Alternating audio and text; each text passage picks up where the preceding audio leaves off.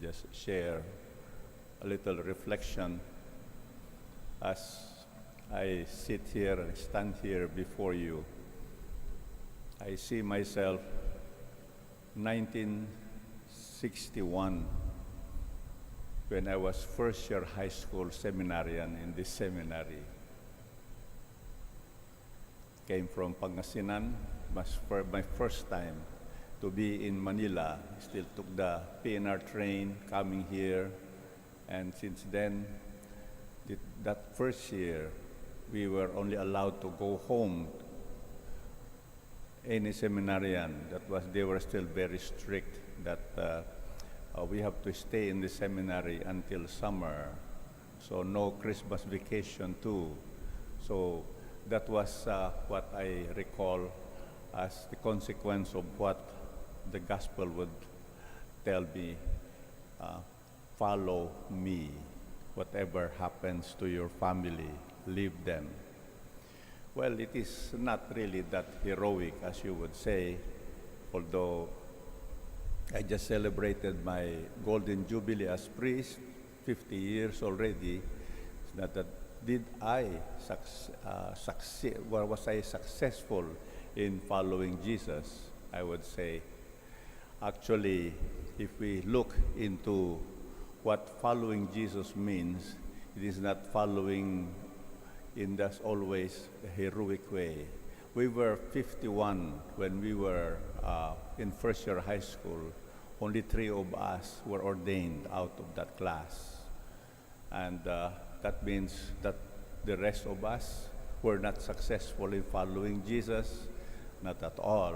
It's just that each one of us has his own way of being called by Jesus to follow him.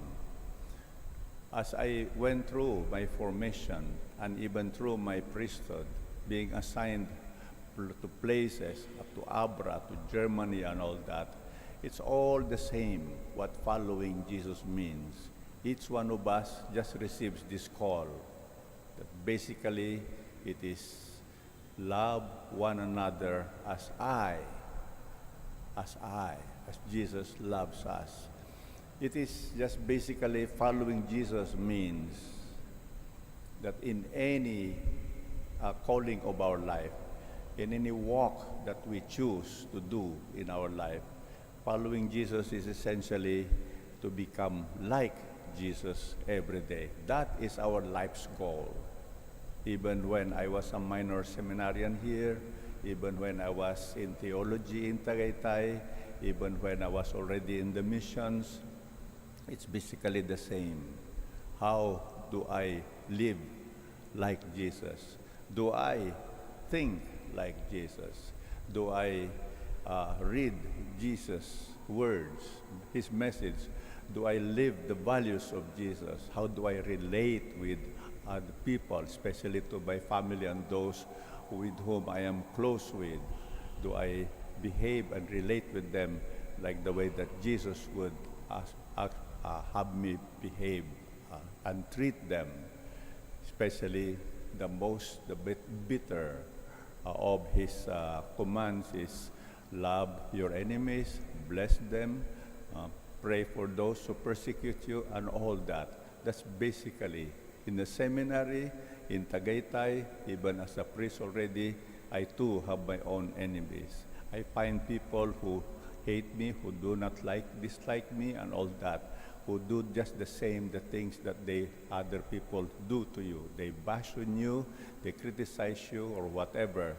How do you relate? How do you affect?